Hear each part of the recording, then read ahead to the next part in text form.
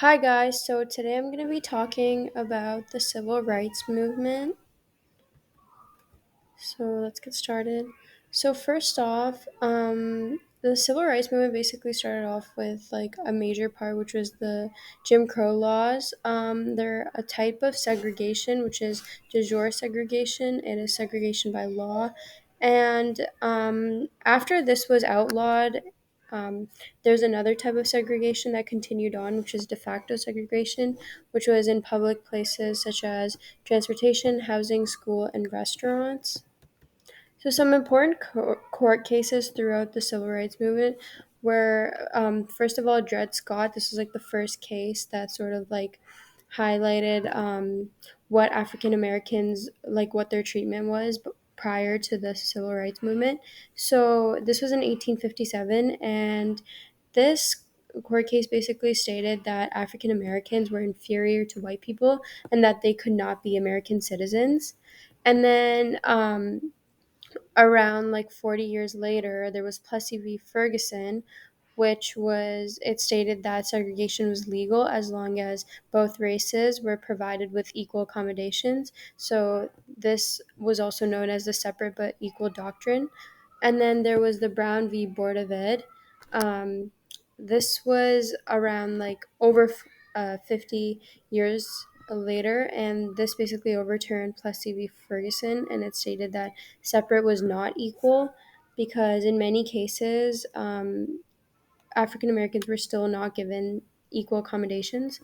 And so it ended segregation and it declared it unconstitutional. So the start of the movement was basically this case with Emmett Till. He was a 14-year-old boy from Chicago, and he was basically allegedly flirting with somebody's wife, and whoever's wife that was, they murdered him, and it was due to racism, and the murderers were not found guilty, and this caused an uproar in the public and began the civil rights movement. So, a vital person in the civil rights movement was Rosa Parks.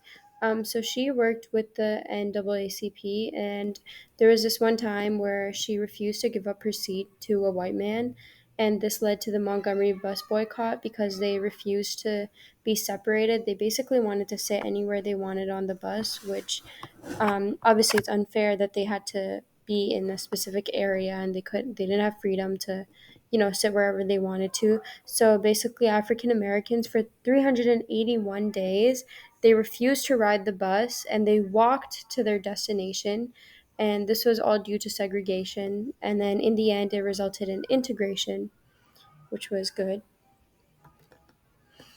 And then the sit ins. So basically, this was college students who were protesting segregation and they sat in restaurants to protest, but it was a sort of silent protest.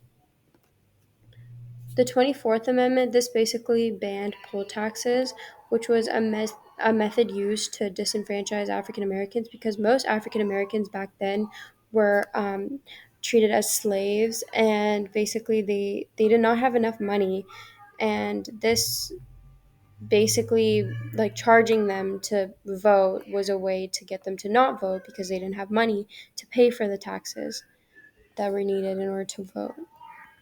The Civil Rights Act of 1964, this basically outlawed discrimination based on race, color, religion, sex, or nationality, and this was signed by President Johnson. Bloody Sunday was a peaceful march from Selma to Birmingham, Alabama, and it was basically its goal was to demand equal voting rights. And the police officers actually, although this protest was peaceful, the police officers actually became very violent and they attacked the protesters.